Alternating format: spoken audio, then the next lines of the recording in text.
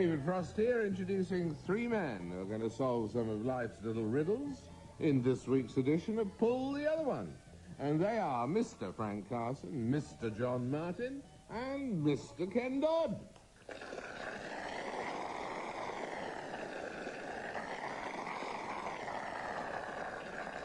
How about that, Ken? A frosty welcome.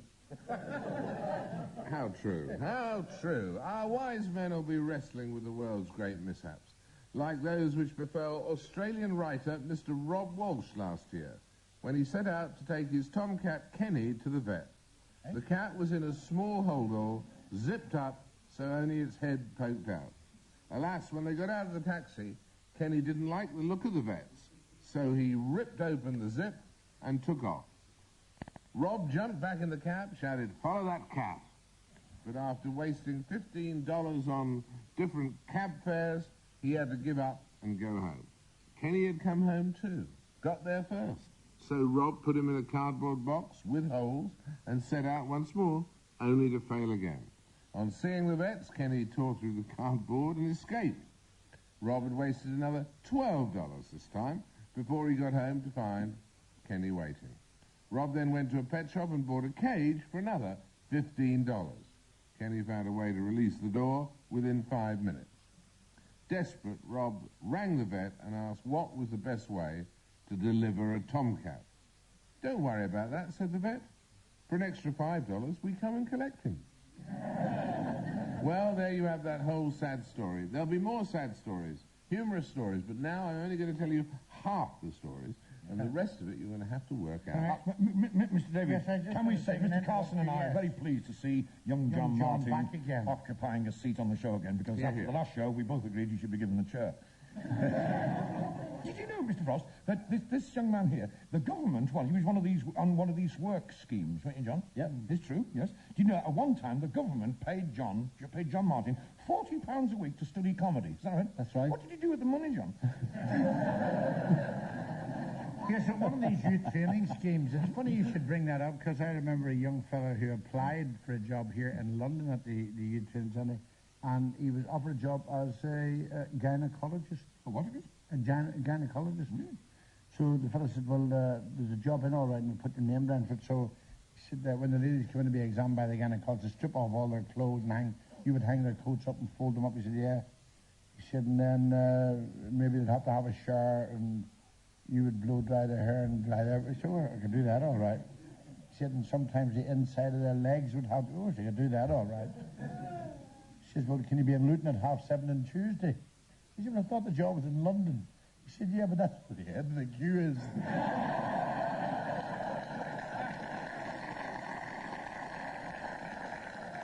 As you know, Mr. Frost, John Martin's appearance here today is due to the present BBC policy of finding new faces for radio and new voices for television.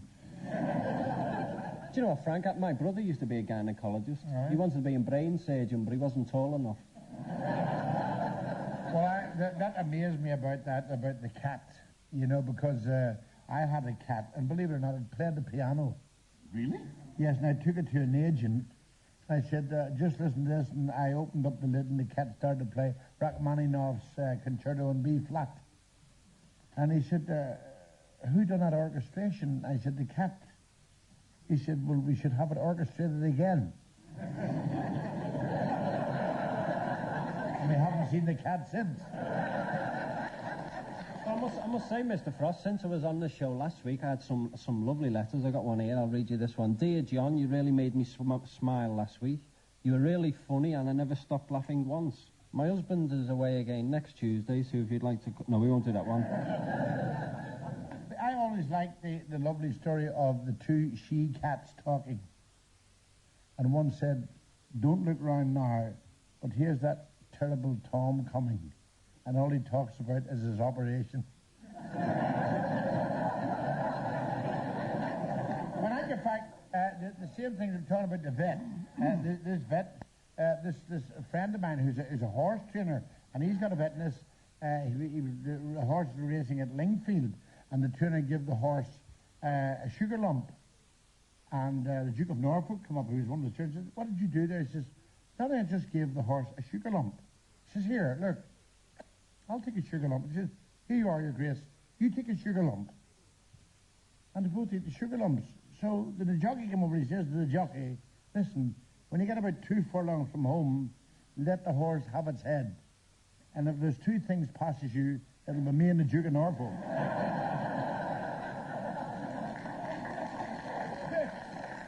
Right, then let's begin with Tall Tale number 1. I think we should, Mr. Frost. We'll be here all night talking about operations. We start with drama on the high seas. Chinese seaman Wan Chin was the sole survivor when his ship went down in the Timor Sea in 1938 and was rescued after 30 days adrift on a raft. He'd kept himself alive by catching rainwater in his shoe and by finding an unusual source of nourishment. What was one eating during his 30 days adrift? What do you think about this, John? I didn't say what it is, but it left him without a sausage. It could have been Dial a Pizza. Their logo is, we deliver anywhere. Could have been that. Penguins. No, penguins, they're covered in chocolate, you know. Yeah, but the silver pepper sticks in your throat. Oh, did he have a cape on? Might have had a cape on. No. Must awfully be shipwrecked. I dreamt I was shipwrecked once. I dreamt I was shipwrecked on a desert island with Joan Collins, Linda Lusardi, and Sophia Loren. Can I come with you? A nightmare. I was Julie Andrews.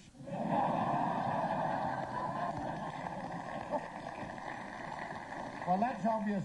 I think is that what was one eating during his 30 days adrift? Odor eaters. They're in his shoes.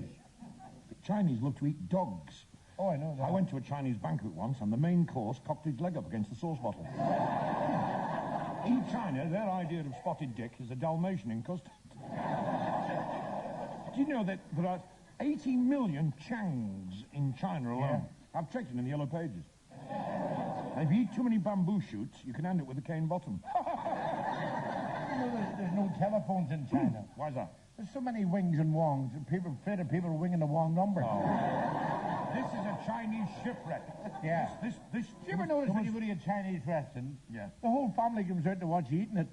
I said to Frank Carson before. I said to Frank Carson before, I said, where's the Irish C? He said, between the Irish B and the Irish D.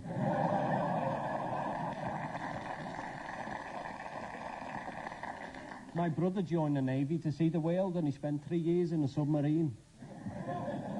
I bet you if I was marooned on a desert island, the only boat I'd see would be a boat full of people trying to sell me double glazing. Well, I was passing a Chinese restaurant the other day. There was a pile of rice outside. And I said, has there been a wedding here? He said, no, somebody knocked the stuffing out of the manager. In the Bible, when they talk about shipwrecks, did you know that 5 days after Jonah, now remember Jonah in the Bible, 5 days after Jonah was swallowed by a whale, he was being battered in Harry Ramsden's chip shop in Yorkshire.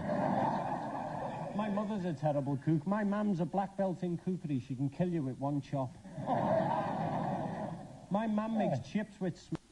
She bought a tin of peas once, and it said on the label, boil separately. 12 hours we waited for those peas, Ken.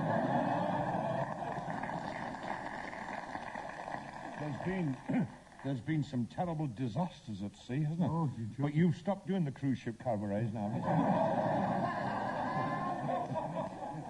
Well, I love the one that fell on the Titanic, and in the dining room, he said, I know I asked for ice, but this is ridiculous. Do you know that half an hour after rescuing a Chinese, most lifeboat men feel like doing it again? I think what happened here, Mr. Frost, is he bumped into Captain Birdseye and ate the fish fingers. Not quite. What did happen here? How did he keep himself alive for 30 days? What did the boat, then? No, did he eat little bits of metal, and it could have been a staple diet? No.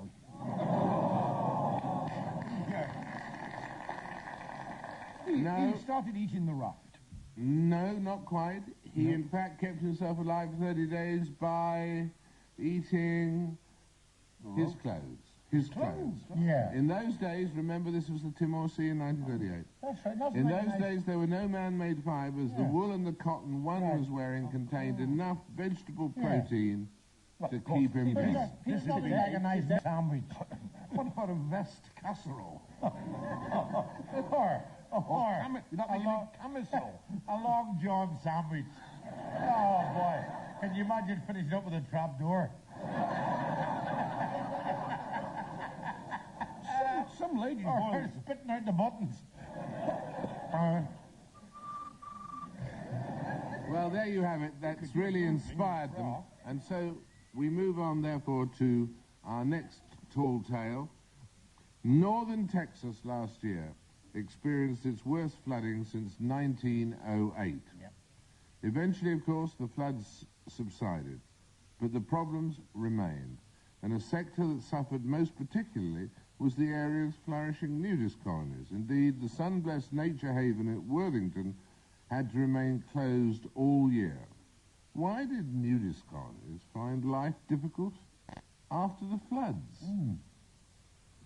Floods. Well, I've just come back from Texas. I only popped in to price some wallpaper and ladders.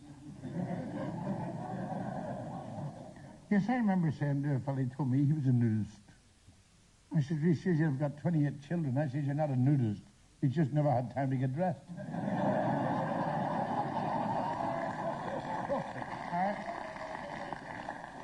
I remember Murphy looking over at the wall of a nudist camp, and Casey said, what's over there? He said, it's a nudist colony. I said, oh, what?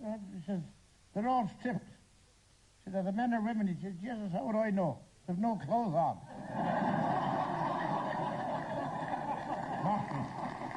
My little Uncle Willie was the snooker champion of the nudist camp. He was the only one allowed to wear a waistcoat.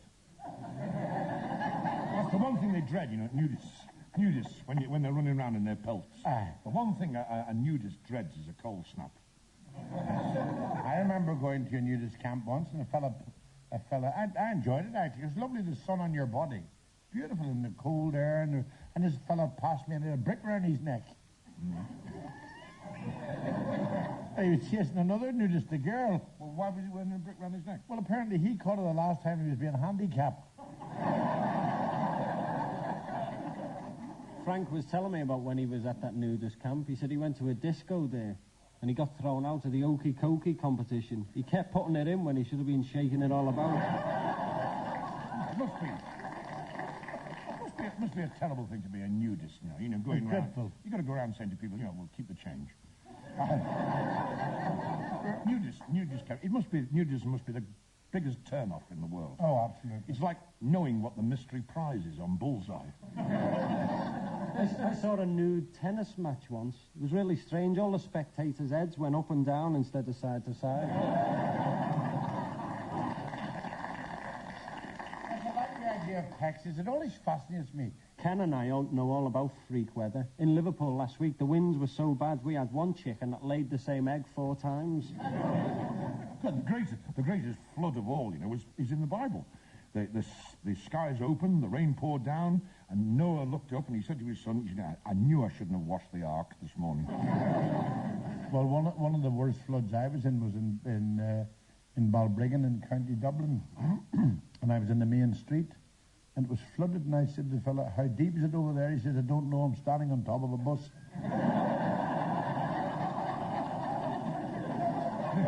And then I knew another fella who said to Murphy, is that deep down there? He says, no, not at all. And he drove, and the next thing was the car disappeared, and he floated to the top 8 minutes later. And I said, I thought you said it wasn't deep. He said, Jeppard, it only comes up halfway on the ducks.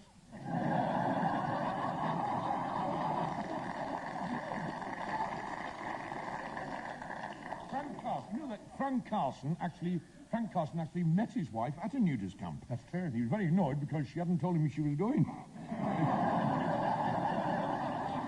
Frank once spent 6 months studying the nude female figure.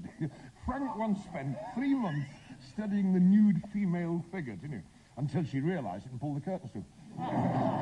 Yes, well, I remember doing a show in the nudist camp, and they all came in together, and they sat down. It was like a round of applause.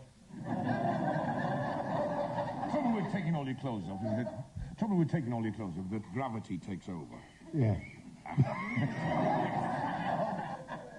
Oh, boy. So nudist colonies found life difficult after the floods. Is it because they had to wear Wellingtons and sou'westers?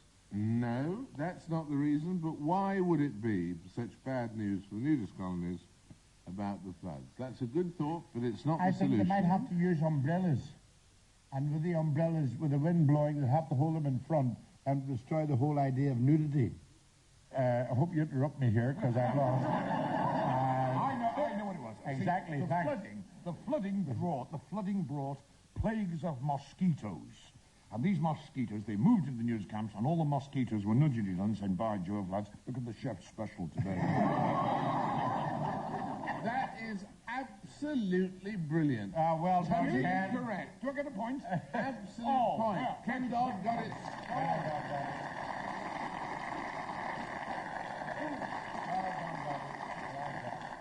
Miraculous. It was the mosquitoes. And in fact, they were so bad that the owners had to close down the doors of the nudist colony and they reopened it as a martial arts centre. Oh, very good. So you were absolutely brilliant there, Well Ken. done, Dodd. Right. On to Agony Aunt's advice slot. Now, just for a moment from Tall Tales. Let's answer listeners' letters. Let's build a happier life for millions up and down our green and pleasant land. With this plea from an anguished husband in Surrey. Dear David, I have terrible arguments with my wife about money. I simply can't get her to spend enough. As a bookmaker, I'm quite well off, but she's obsessed with saving.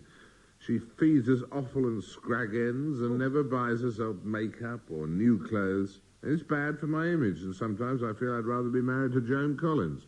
How can I persuade my wife to spend?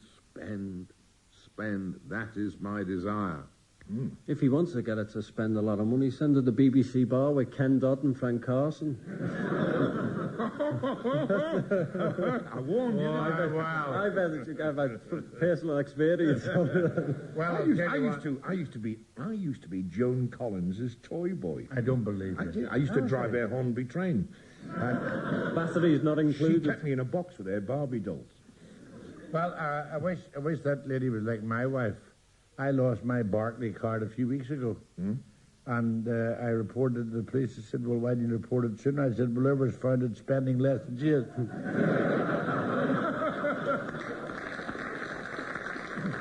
I think you can spoil women. You should never buy a woman a new dress, because the next thing you know, she wants to go out. And I'll tell you another thing. If my wife goes anywhere, there's a price tag on her thing, she needs it.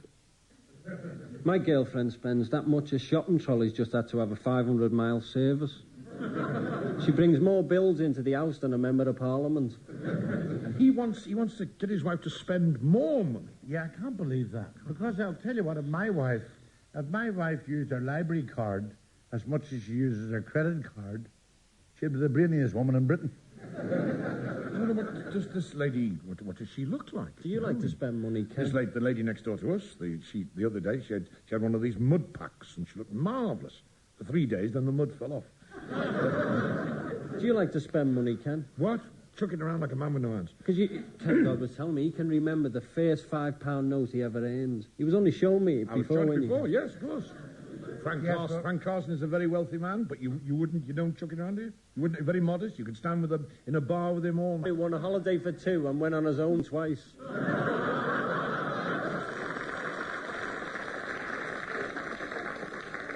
Well, I have enough money to do the rest of my life. It's when I spend that I'm in trouble. You'll die tomorrow. Frank, I'm not having a go at you. Ken Dodd's the one. He's had Doddy tattoos across his navel so he wouldn't have to pay for the O.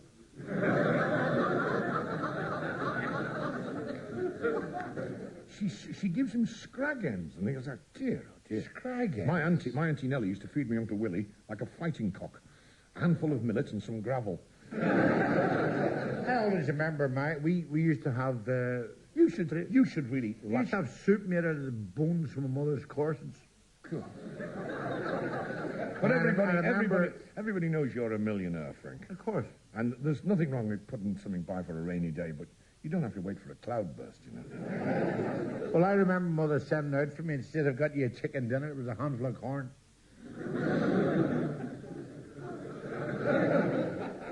I'm using it all in my act.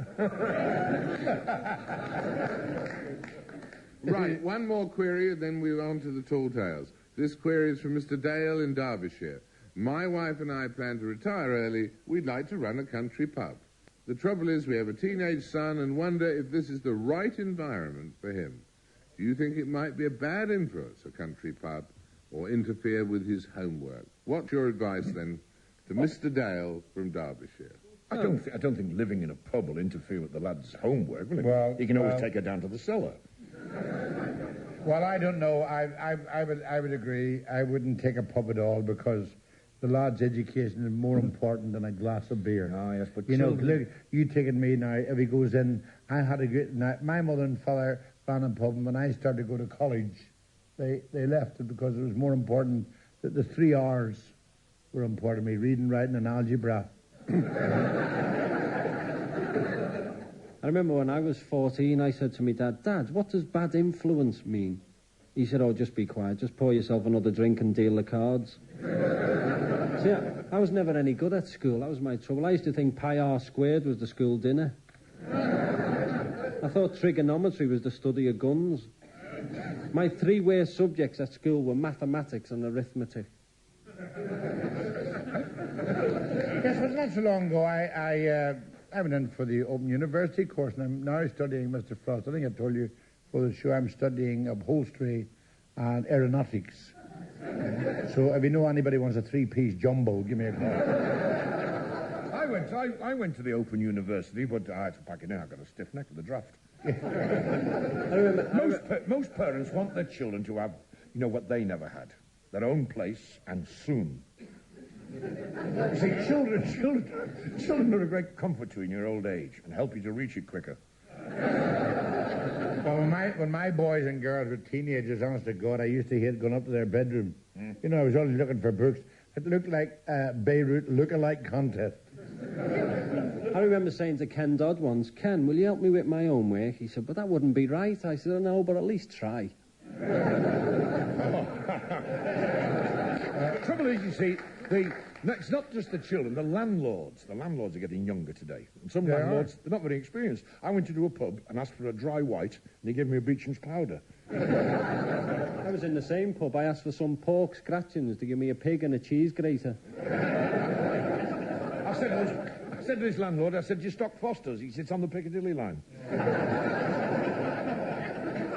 Yes, well, I just hope I hope this young lad's sober enough to do his homework. Yeah, well, that's it, Frank. Drink can influence children. Of course it can. I know a Gale Guide leader who drinks that much. All the kids call her brown ale.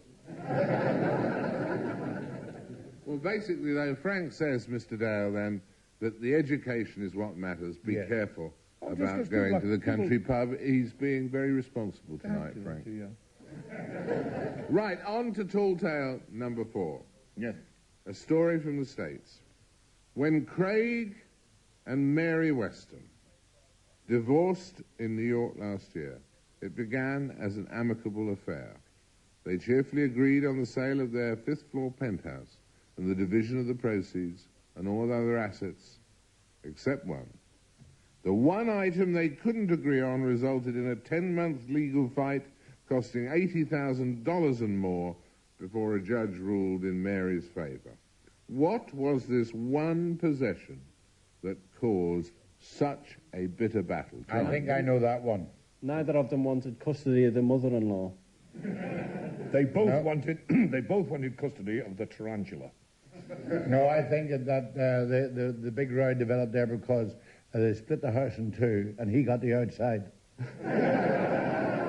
They were both fighting for custody of the TV remote control. No, they were both fighting for custody of the Cocker Spaniel.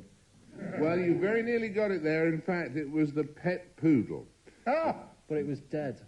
The Westons' possession on which they couldn't agree was Woofer, their pet poodle. So you were very close to it with the Cocker Spaniel. Both claimed they needed Woofer on the pillow in order to sleep at night.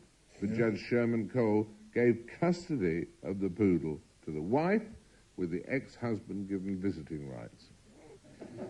Divorce is such a sad thing, isn't it? Especially if children are involved. Yeah. As I came into this theatre tonight, I saw a little boy crying. I said, what are you crying for? He said, my dad's fighting. I looked round the corner, saw 2 men fighting. I said, which one's your dad? He said, I don't know, that's what they're fighting over. Right, well, that's another point to Frank Carson there for getting that one absolutely spot on. I've just gone mad today. You're really doing superbly. 2.5 points I have. Yeah. My brother's getting married soon. He reckons it's an attraction of opposites. She's pregnant and he's not. Finally, a story tonight from the River Biss in Trowbridge, Wiltshire. Yes. Here, one day last summer, trout were seen swimming in ever-decreasing circles and occasionally rolling over on their backs. Oh. What was the cause of this fishy behaviour? The trout knew it was the cricket season, so it was waiting for the tickle in the gully. The trout were drunk. The trout were all drunk. The fish had been drinking like an Oliver Reed. Why had they been drinking? I think Russ Abbott put a Ken Dodd record into the river. Were they doing a special dance for fish, the conga? No, they weren't. I saw a lake in Scotland. It was so crowded, the fish were swimming standing up. I remember Murphy Fish are clever. Fish are clever. Fish talk. They all have names depending on what type of fish they are. I caught a salmon the other day, and he was talking to me. He said, we all have names because of our colour. He said, because I'm a salmon, they call me Rusty.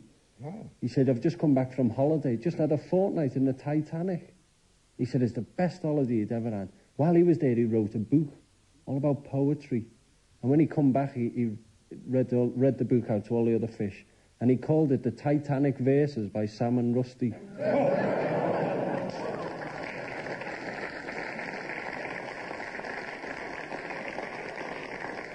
I remember went up in Donegal and there was a fellow fishing and he kept throwing them back. I said, what are you doing that for? He said, they're too big for the pan. I think this is probably the annual trout tickling contest. Yes. And in order to take part of the course, you have to have your city in gills. Stop the car! That's good about the tickling trout, because there was 2 Irishmen up in Scotland and saw these 2 Scotsmen. One had the other by the legs over the bridge into the stream, and he had his hands in the water, tickling the trout, and suddenly a trout, and then next thing, a salmon.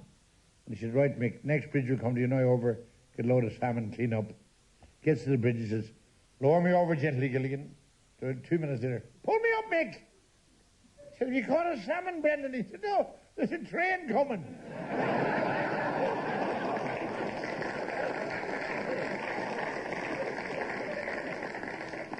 I was in a chip shop last night. I was in a fish and chip shop, and the girl said to me, she said, do you want salt and vinegar? I said, yes, please. She said, do you want to put it on yourself? I said, no, because this is a clean shirt. I was behind you in the queue, Ken. The woman said to him, the fish won't be long. He said, it would better be fat then. When male ballet dancers go into a chip shop, do they ask for a codpiece? That's funny, because I went into this shop and I said, can I have a burger? And she lifted the burger and put it under her arm. I said, what are you doing that for? She says, I'm defrosting the burger. I said, well, cancel a black pudding. Thank God he didn't finish it off at the donut one. You see, the thing about mixing with characters like these is they are balmy, and they are crackers. I want you to go back to your early beginnings in answering this question, Kenneth. Yes. You used a phrase that if you develop it could be the correct answer. I think that somehow the water in the trout pool had become contaminated, probably with wine or beer or yeast or something like that. Yes, yes. And the trout were Keep going, Ken. Go on. In other words, the trout. In other words, the trout were well and truly tiddled. Absolutely right. According to the local newspaper, they became lager trouts, in fact, here in the Trowbridge area. Because that lager reaches the parts that other trouts do not get to. Exactly. Carlsberg plant and the River Biss became full of 10,000 litres of the amber fluid. And so Ken Dodd has got it spot on. Oh,